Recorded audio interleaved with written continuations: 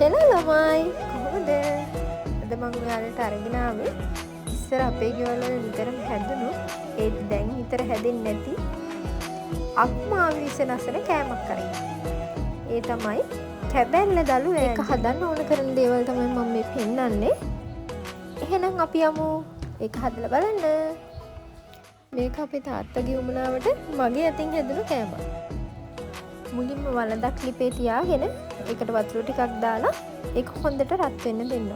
ඒක බුබුලු දාලා නටද්දී ඒකට ගොරක ඉටි කෑලි දෙකක් අපි මේ විදිහට එකතු කරනවා. ඒකටම අපි අර කලින් සූදානම් කරගත්තු කැබැල්ල දළු ටික එකතු කරනවා. එකතු කළා චුට්ට වෙලාවක් තම්බ ගන්නවා. ඊට පස්සේ අපි මේ ටික මේ විදිහට පෙරා ගන්නවා. දැන් ආයෙම වලදක් ලිපේ තියලා ඒකට තෙල් චුට්ටක් දාලා ඒකට අපි කලින් සූදානම් කරගත්තු ලූණු, සුදු ලූණු, රම්පේ කරපිංචා, අමු මිරිස්, කුරුඳු පොතු එකතු කරලා කහ ටිකක්, උම්බල කඩ, මස් කරි, ලුණු කුඩු, ඒ වගේම උළු හාල් ටිකක් එකතු කරගන්නවා. ඒ ටික හොඳින් කලවම් කරාට පස්සේ අපි කලින් සූදානම් කරගත්ත කැබැල්ල දළු ටික දාලා මේ විදිහට හොඳට කලවම් කරන්න ඕනේ. ටික වෙලාවකට පස්සේ අපි මේකට මිටිකිරි කෝප්පයක් එකතු කරනවා. පඩි හම්බෙනකොට සෙරප්පු පටිය හරි කැඩෙනවා කියන එක බොරු නෙවෙයි මගේ අතර යාළුවනේ.